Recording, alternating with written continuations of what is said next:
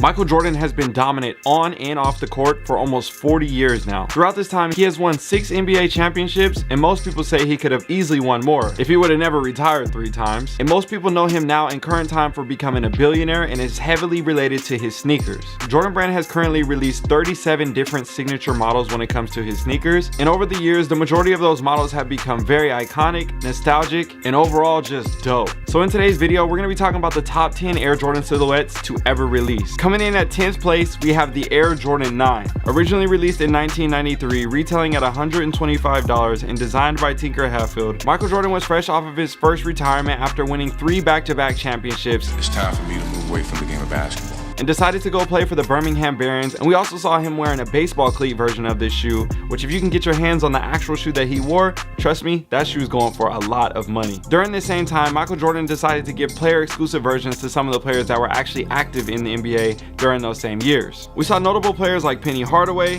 Kendall Gill, BJ Armstrong, and Mitch Richmond all wearing exclusive pairs catered to themselves. The Air Jordan 9 was also seen in the movie Space Jam, another iconic film, and from a sneakerhead standpoint, you can never go wrong with this shoe. I would consider putting these a little bit higher up on the list, but at the same time, there's a lot of good shoes that have come out over the years, and either way, I'm just happy they're on the top 10. Coming in at number 9, we have the Air Jordan 7. Originally releasing in 1992, retailing at $125 and designed by Tinker Hatfield, the Air Jordan 7 has been a very iconic model for many years now, or seeing him wearing them that same year on pursuit for his second NBA title. When it comes to this model, there's definitely a lot of iconic colorways when it comes to the Olympics, the Cardinals, the Bordeaux's, and the dark charcoals, also known as the Raptors. This is a sneaker that definitely deserves to be on this list, and when it comes to the design elements of this sneaker, they were inspired by the West African tribal prints and the sharp lines that you see throughout the upper. Also in 1992, the Huarache was hot on the scene, and it decided to use the same neoprene technology and fit when it comes to the booty that you see on this model, and that also helped decrease the weight of the shoe, making these some of the lightest sneakers in the game at the time. Now before we get into the next model, I wanted to let you guys know I posted a poll on my YouTube community tab. That's where I got all the results from, and this is based off of the audience. My views were a little bit different when it comes to this top 10, but I'm going off of what you guys said. We had over 10,000 people vote when it comes to this list, so I'm excited to show you guys the next model. Let's go ahead and get into it. And that is the Air Jordan 13. Originally releasing in 1997, retailing at $150 and designed by Tinker Hatfield, Michael Jordan wore these in pursuit for his 6th championship, and the shoe was originally inspired by the Black Panther. As you can see the different elements from the paw and the similarities to the midfoot of the shoe, or the eye of the panther on the hologram on the side of the foot. Little did they know, Michael Jordan had already been nicknamed the Black Cat in the league, and they ended up using that same Black Cat nickname on other models that we then saw in the future. Everybody remembers Michael Jordan's last shot in his 6th championship win as he wore the Air Jordan 14s, but a lot of people forgot that he actually wore the 13s at season 2. The Air Jordan 13 has been reiterated in so many different colorways, collaborations, styles, cuts, materials when it comes to the highs and the lows, but either way, at the end of the day, I know for a fact a lot of people love this sneaker. Now when it comes from the sneakerhead perspective, a lot of collectors say Air Jordan 1 through 14 or Air Jordan 1 through 13. So this sneaker in particular was on that line of people liking and not liking the higher number Jordan models, simply because they say if he didn't play in them, they don't count. Even though he re-entered into the NBA later and played in higher numbers like the 18s and 19s, but we'll talk about that a little bit later. Now taking into the next shoe that I know a lot of people love, we have the Air Jordan 12. Originally released in 1996, retailing at $135 and designed by Tinker Hatfield, the Air Jordan 12 was designed by the Japanese flag. This is a very clean and simple model that has been easily recreated in a lot of different two-tone color blocking patterns, and a lot of people love them. This was the first Air Jordan model to feature an ultra-responsive zoom air unit, as well as lateral and medial support panels designed to work together to create one of the most durable shoes in the sneaker series. The shoe also had a full-length carbon fiber shank plate, and these originally released in 5 different colorways, and I can guarantee you, to any sneakerhead, they love all 5 of them. At least I think so. I do. What about you? Let me know down below in the comment section. Another iconic moment that a lot of people won't forget when it comes to the Air Jordan 12, the flu game. And we can't forget to mention in 1997, Michael Jordan also went to his 11th NBA All-Star game. He won his 9th NBA scoring title. He was named first team All-NBA and All-Defense. Oh yeah, and he won his 5th championship. So I'm pretty sure it's safe to say there's a lot of history, nostalgia, and iconic moments when it comes to this shoe that cause people to just naturally love him. And it's a pretty clean shoe to say the least. Next up on the list, we have one of my favorite sneakers of all time, and I don't know how this didn't make the top 5. I did a vote on these later because it was on the cusp of 5th or 6th, and it is in 6th place, the Air Jordan 6. Originally releasing in 1991, retailing at $125 and designed by Tinker Hatfield, Michael Jordan won his first NBA title in this shoe, and to me, opened up a whole new chapter in his career. And we can't forget to mention a couple of the OG fan favorites of the Infrared and Carmine 6. Ooh, those are some of my favorites. Now those right there, chef's kiss. Now a couple things that made this shoe even more iconic. We saw Vin Baker and Ray Allen wearing these in the 2000 Olympics with the Olympic colorway. A lot of people thought that was an OG for Michael Jordan, but that was actually for them back in that time. We have seen different PEs from different collectors or images online, and I'm telling you right now, those are fire as well. But I think one that a lot of people forget to mention is Jerry Seinfeld. We saw him wearing the Air Jordan 6s, and I'm telling you right now, that was very iconic to see him mixing fashion and culture on and off the court. Now coming in at 5th place, we have another fitting model and placing, and that is the Air Jordan 5. Originally releasing in 1990, retailing at $125 and designed by Tinker Hatfield, the Air Jordan 5 was a statement of Jordan's aggressive nature on the court. With the 3M reflective tongue and everybody seeing him in the limelight, it was definitely a sneaker that was hard to resist. Some design elements that people may or may not had known of was Tinker Hatfield's inspiration from a World War II P-51 Mustang fighter jet. As you see the shark teeth on the side of the foot around the midsole, that's where that came from. Now we had seen the exposed air unit from the previous models of the Air Jordan 3 and Air Jordan 4, but one thing that was new to the game, the iced outsoles. This was the first model that introduced that element, and we saw other models repeat that same trend to follow after. And we can't forget to mention the iconic colorways of the grapes, the metallics, and both of the fire red colorways. This may not be one of the most trendy sneakers in the game, but I can guarantee you year over year, a lot of people love this shoe, and they're definitely well deserving of being in the top 5. But when you see the next 4 shoes, you'll understand why they didn't rank any higher than this. Oh yeah, and for those of you that voted on the Air Jordan 5s over the 6s, y'all tripping, bruh. I still think the 6s are the best. All right, you guys, we got 4 sneakers left on the list. Now this next one right here, I think personally is a number 1, but the people voted, they said it's in 4th place.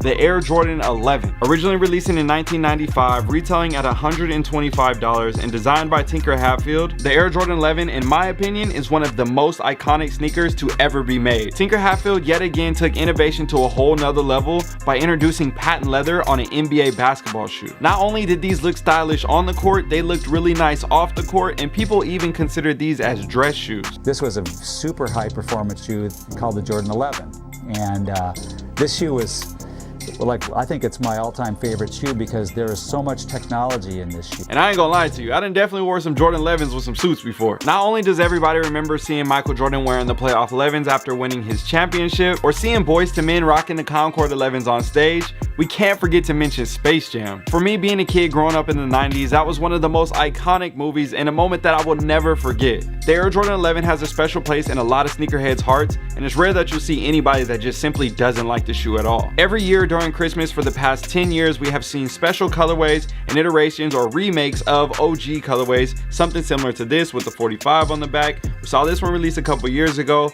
but every single Christmas it becomes the holiday sneaker, and we know everybody goes crazy for this model. We have seen alternate colorways with the high top model come out in the past and a lot more low top iterations, but when it comes to the high top in particular, Jordan Brand has definitely been very careful about that model and protecting it from being flooded with too many colorways similar to other models that we have seen in the past. Now obviously I have a huge bias when it comes to the Air Jordan 6 because that's my favorite model of all time, but when it comes to the Air Jordan 11, I think overall as an opinion for the people, it has to be number 1, right? How could this be placed at number 4? But after you see the next 3 models, it just might make sense. Coming in at 3rd place and yet fitting again, the Air Jordan 3. Originally releasing in 1988, retailing at $100, this was Tinker Hatfield's first Jordan model that he had an opportunity to design himself. Not only did he take designing to a whole nother level and create one of the most iconic sneakers ever, there were so many nostalgic moments in this time, with collaborations with legends like Spike Lee on different commercials and advertisements, or seeing Michael Jordan soaring through the air jumping from the free throw line to win the dunk contest, or him pulling out the black cement threes during All-Star Weekend. And trust me, the list goes on. The Air Jordan 3 is definitely a very loved shoe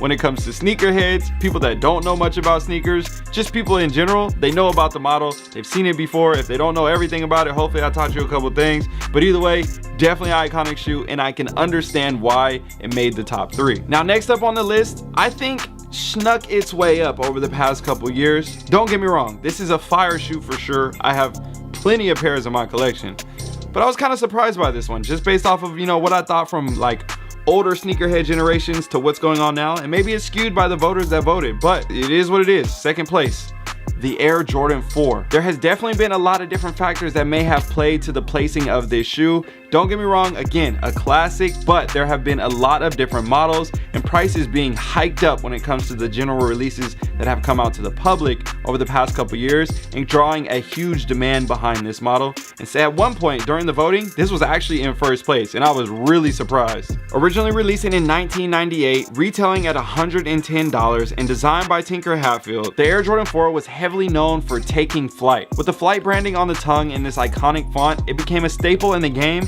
and next thing you know, everybody loved them. Originally releasing in the white cement, black cement, military blue, and fire red colorway, this shoe has been hot on the scene ever since. Although the Air Jordan 4 does show similarities when it comes to the back tab in the Nike Air, or the exposed air unit on the midsole, this shoe definitely has its own elements and characteristics that took the Jordan to a whole nother level. After its original release, they decided to retro the black and white cement colorways back in 1999, and they sold out immediately. From that point on, they decided to introduce new colorways, materials, and collaborations, and because of that, we see some models fetching for over $50,000. Now, before we take it to the final sneaker, I want to say thank you guys for watching this video, and again, don't forget to hit that subscribe button and join the fam if you want to see any more videos like this in the future. Now, I'm excited to show you guys this model. I wasn't shocked all the way, but I still think the Jordan 11 is the best sneaker of all time. It is what it is. I'm pretty sure you guys know what it is by now. The Air Jordan 1. Originally releasing in 1985, retailing at $65 and designed by Peter Moore. We saw iconic posters of him wearing the sneaker while he was dunking in his flight suit. Next thing you know, it became the Jumpman logo, or huge commercials about the sneaker being banned and him being charged $5,000 back in 1988 for wearing the shoes on court. Nike created a revolutionary new basketball shoe. On October 18th, the NBA threw them out of the game. Fortunately, the NBA can't stop you from wearing them. Even though it was the airships, which is a whole nother story, we'll talk about that later. But either way, the Jordan 1 came hot on the scene and everybody was loving them soon as they hit the market. Year over year over year, retro over retro over retro, colorway over colorway over colorway, the sneaker has been around for over 30 years now, and it has created a huge hype in the game. And I can guarantee you, any sneakerhead out there that collects Jordans especially, they got a pair of Jordan 1s in their collection, and if they haven't gotten a pair yet, they plan on getting a pair for their collection, because there's just so many iconic OG colorways. There were a lot that came out originally, plus all the special colorways, collaborations, releases, you name it, from the current time now. And then obviously the hype behind the Chicago Air Jordan 1 right here. This is a classic, iconic colorway, something that we saw Michael Jordan bring back on the court later in his career, something that we saw on the court at the beginning of his career. And one thing that we know about a lot of sneakers, collaborations, or you name it, typically the first ever one that has been created always has the one with the most value, the most nostalgia, or whatever. Because if it wasn't for this and the success over time, none of the other sneakers would have came. So I completely understand why people chose this as the #1 sneaker. There's a lot of different options, all the different factors. I know I have my own personal opinions. The people voted what they voted. I probably would have put these at second place. It is what it is. But hey, you know what I'm saying? Let me know what you think down below in the comment section. Either way, I hope you guys enjoyed this. This was the top 10 Air Jordan models of all time. Let me know what you think down below in the comment section. If you want to see any other top 10 videos, I would love to hear your ideas, and hopefully I can make them for you guys. Yo, before you go, I just launched my Sneakerhead Academy, where we got everything on the inside. I teach you all the stuff that I learned over the past 15 years when it comes to sneakers, scaling, real estate, you name it. We talk about all of it in there. And there's an 8-week program plus a bunch of monthly giveaways. I give away shoes literally way too much, honestly. But either way, I'll see you guys on the inside. Hit the link down below in my description or pinned in the comment section for DJ Sneakerhead Academy, and I'll see you guys over there.